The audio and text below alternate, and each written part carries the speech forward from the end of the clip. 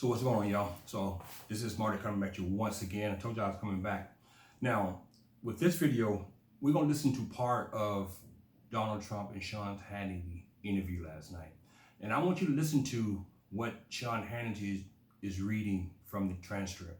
Now, after he finished doing that, then I'm gonna show you the part that he didn't read that's kind of incriminating when it comes to Trump wanting Ukraine to investigate Joe Biden and Hunter Biden.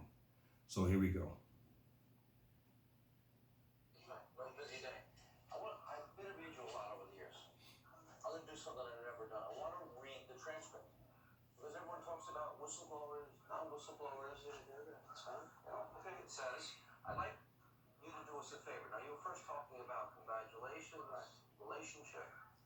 I'd like you to do us a favor, though, because our country has been through a lot. Ukraine knows a lot about it. I would like you to find out what happened with this whole situation in Ukraine. They say crowd strike. And I guess you have one of your wealthy people, the server, they say Ukraine has it. Now, what he's talking about now with CrowdStrike and all these other things was already debunked already. You know, it's pretty much people said that that was made up. It was kind of like the Pizzagate thing, where someone said that that happened with the shooting and all this and all that. Never happened. Same thing here in Ukraine with the server, with the CrowdStrike thing and all this, totally made up. But another thing also what I'm saying is, I don't want y'all to just, don't listen to the though, because that's what the Democrat Party is kind of keying on. But I'm not going to key on that. I'm going to key on something else. So let's go. A lot of things that went on, the whole situation. You say, I think that you're surrounding yourself with some of the same people. I would like to have the Attorney General call you or your people, and I'd like to get to the bottom of it. By the way, so just so you understand this perfect, and we're looking at the 2016 election, which was a disaster. We went through hell, my administration. People were destroyed, their lives were destroyed. Not one person colluded. They found no collusion, no nothing. And they went through hell. There was a server, the DNC server, that never went to the FBI. The FBI didn't take it. It was taken by somebody that I guess it's CrowdStrike. That's what I've heard. And referring to that, that's not for an election that's going into the future. That's for a past election that was a catastrophe. And it was a very unfair situation. And after 2.5 years or 2 years, they found no collusion, no nothing. 4 investigations. Oh, many You have the FBI, you have House Intel, bipartisan Senate, and the Mueller investigation. That's right. Many investigations. That's all they did is investigations. And yet we've had one of the most successful administrations in history, certainly in the last 2.5 years, in the first 2.5 years of the administration. So when you look at what's going on, and then you see all of this horrible stuff, and then you hear about Ukraine, and you've been hearing about it. I heard Clinton was involved. I heard they got somebody who wrote the fake dossier. Was it out of Ukraine? All of the things that happened. And I assume that the Attorney General, I would like the Attorney General to find out what's going on. Because you know what? We're investigating corruption. And I actually heard Greg Jarrett and numerous people the other day say, I have an obligation to do that. That's not a question, can I do it or don't I do it? Now, as you notice, I want to stop for a second. If you notice, he talked about he had the duty to investigate corruption. So my question to Donald Trump would be, why didn't you investigate Russia more? Why didn't you want to really sanction Russia more? If it's your duty to investigate corruption. Now you talking about Ukraine, a country that we think played a part in the 2016 election, but Russia is a country that we know played a part in the 2016 election, and you still to this day don't believe your intel on that, which that is your administration now. That's not Obama's administration. That's your administration saying this, and you still don't believe it. So that shows you how phony Trump is. That shows you how much this is a scam on America, what he's talking about now. The other day say, I have an obligation to do that. That's not a question, can I do it or don't I do it? We have an obligation to investigate corruption. And Faithfully that's what it execute. was. In my opinion, that's what it was, is corruption. And if Ukraine would know something about the 2016 election, you have to give that information. I hope that they would give the information. And everybody agrees with me 100%. But when I look at experts that are in your show and other experts, they're all saying you have an obligation to do that.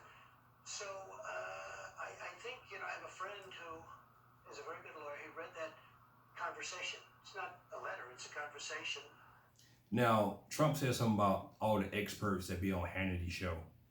Y'all have to remember, those are the same experts who claimed that Seth Rich was murdered by someone from the Clinton camp because of what he knew about the emails. Those are the same experts who said that.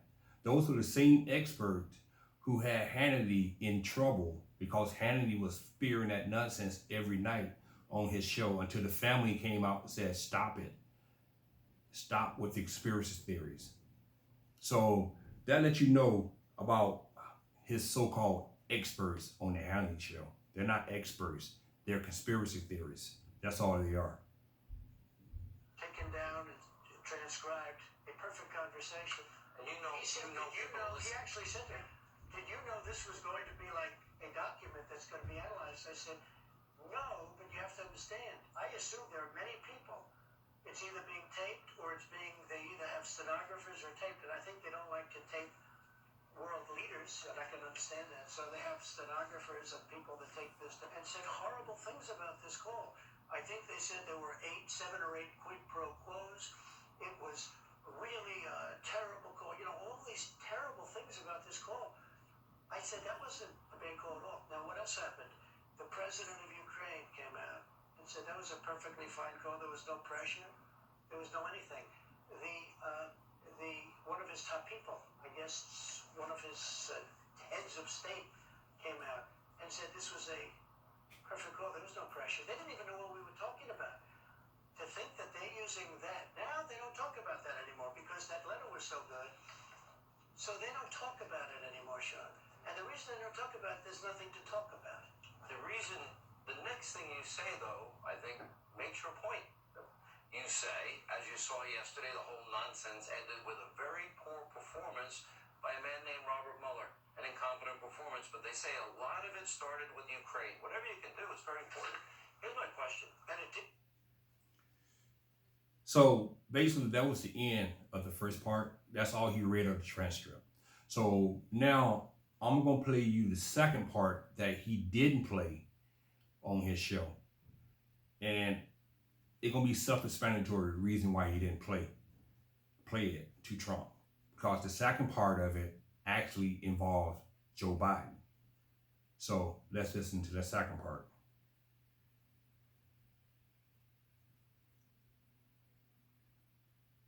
A lot of it started with Ukraine. Whatever you can do, it's very important that you do it if that's possible. Yes, it is very important for me and everything that you just mentioned earlier. For me as a president, it is very important and we are open for any future cooperation. We are ready to open a new page on cooperation and relations between the United States and Ukraine.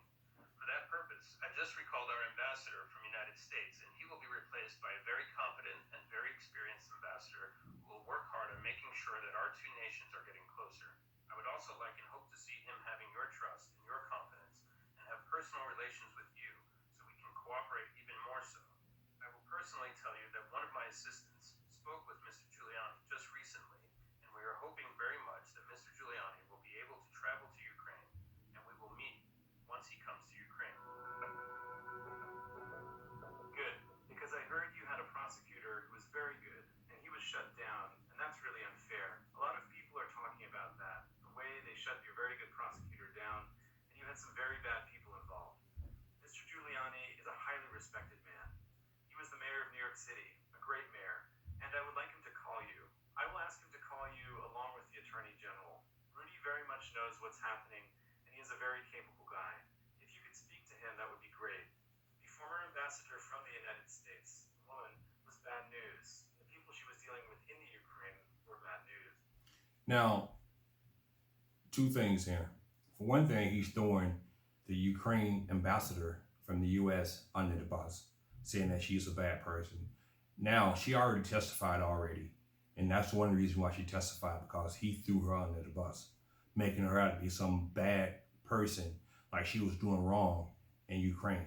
Number two, Trump said that the prosecutor in Ukraine was a good prosecutor. No, that's why the EU and that's why Joe Biden in America wanted him gone, because he was a corrupt prosecutor. He was not a good prosecutor.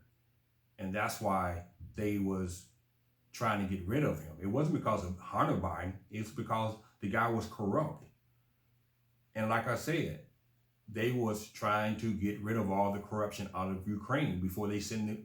While they're giving them money, they got this corruption going on. So that's the reason why they got rid of the prosecutor. Not because he was a good guy, because he wasn't a good guy. That's another lie Trump is telling. Now, Judy Giuliani, why is he in Ukraine? He's Trump's personal attorney. He's not a diplomat. He don't work for the State Department. So why is he there? Think about it.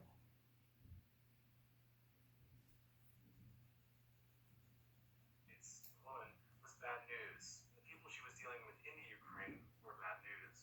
So I just want to let you know that. The other thing, there's a lot of talk about Biden's son. That Biden stopped the prosecution, and a lot of people want to find out about that. So whatever you can do with the Attorney General would be great.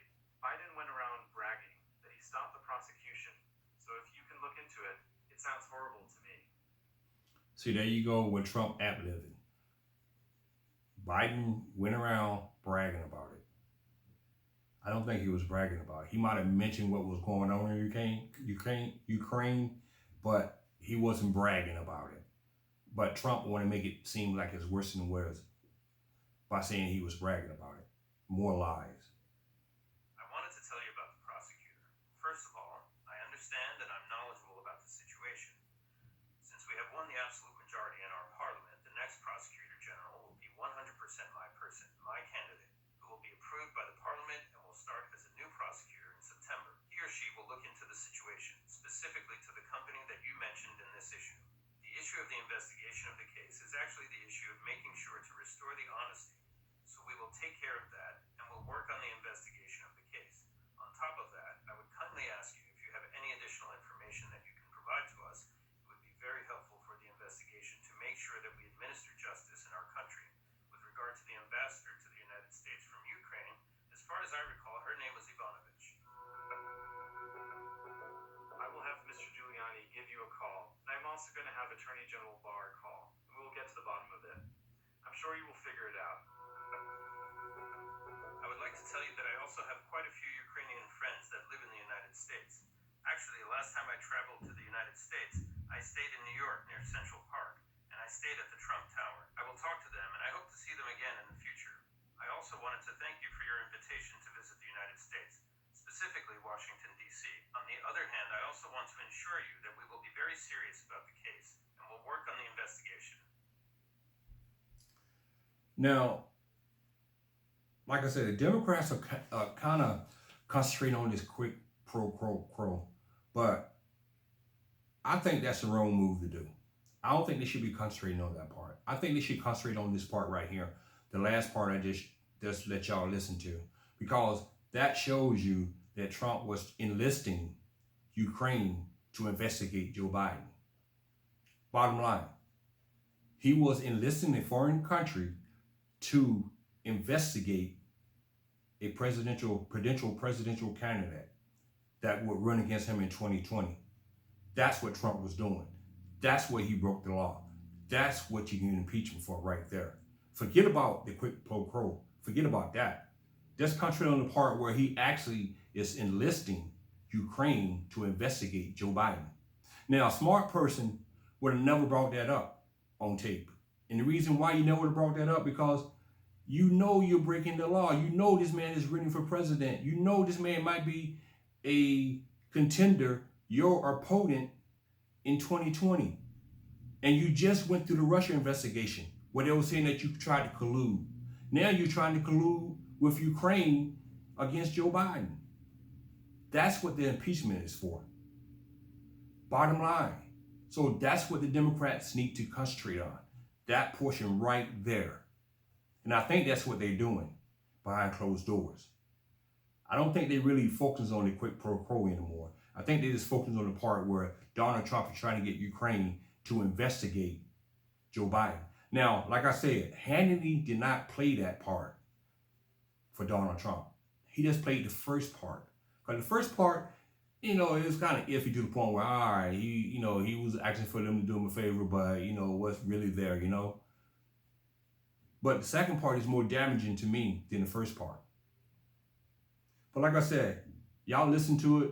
Y'all tell me y'all opinion. How do you feel about it? And we can talk about it. So I salute you. Until the next time, y'all have a good night.